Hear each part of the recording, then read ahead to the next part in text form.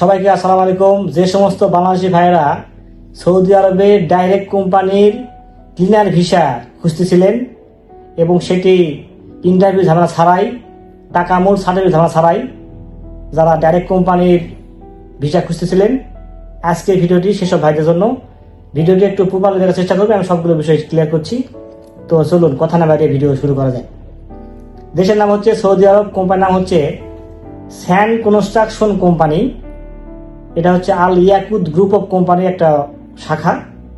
আমরা বলছি কোম্পানি হচ্ছে স্যান্ড কনস্ট্রাকশন কোম্পানি। এই কোম্পানির কাজ আমাদের কাছে রানিং আছে। কাজ হচ্ছে হাসপাতাল ক্লিনার।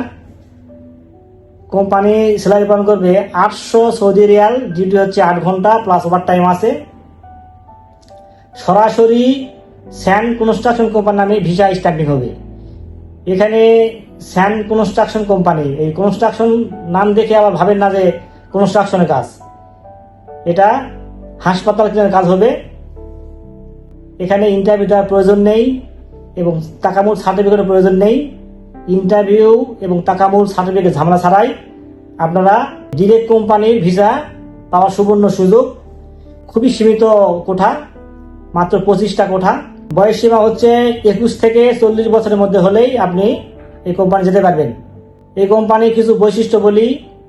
আপনি সৌদি আরবে যাওয়ার পরে এই কোম্পানি নামে ইকামা ব্যাংক কার্ড ইস্যু করা হবে। আপনি সর্বপ্রথম যাওয়ার পরে 1 বছর ইকামা হাতে পাবেন, 1 বছর ইকামা পাবেন, তারপরে ব্যাংক কার্ড পাবেন। যাওয়ার পরে ধরেন 7 থেকে 10 দিনের মধ্যে আপনাকে ডিউটি দেওয়া হবে, একদম কাজ রেডি আছে।